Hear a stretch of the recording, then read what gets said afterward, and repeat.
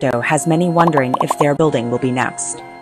Champlain Tower South was built in 1981, and one study found that it was sinking during the 1990s. There are hundreds of other buildings by the shore in South Florida that are at least that old. We decoded what went wrong and whether something like this could happen again. Looking closely at surveillance footage from the fall, it appears that the center of the tower, with the pool deck and parts of the garage underneath, came down first. Then the backside followed. A few seconds later, the eastern section gave way.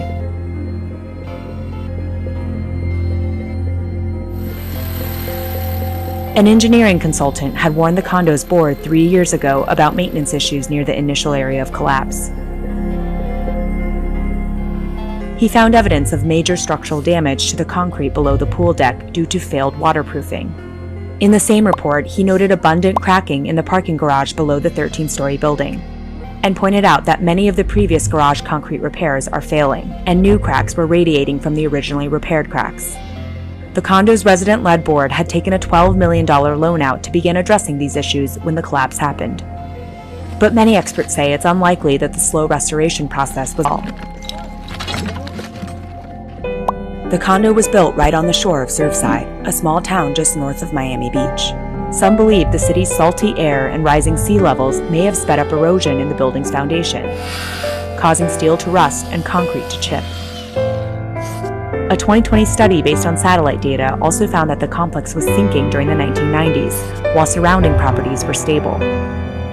Champlain Tower South was due for its 40-year safety recertification this year. That protocol was put in place in Miami-Dade County after a federal office building downtown collapsed in 1974. When Hurricane Andrew hit South Florida in 1992, the state cracked down on local building codes and created a strict set of standards, requiring new constructions to use higher quality materials and be more wind resistant.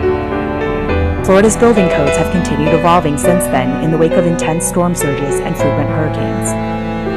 After a 30-day audit to recertify buildings 5 stories or higher that were built at least 40 years ago. But many say that won't be enough to prevent future catastrophes. Over 3/4 of Florida's population currently lives in coastal areas.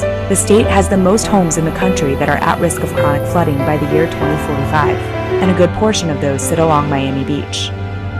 This map shows the level of threat to buildings if the sea level rises 4 feet, 5 feet, or 6 feet.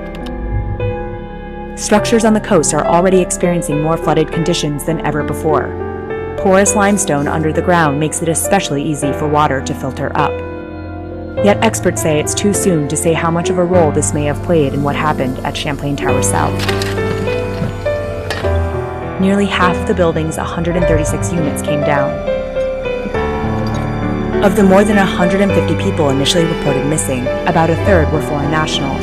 Many residents were from the Latin American and Jewish communities. Some of the survivors stayed at a hotel nearby in case their loved ones were found alive.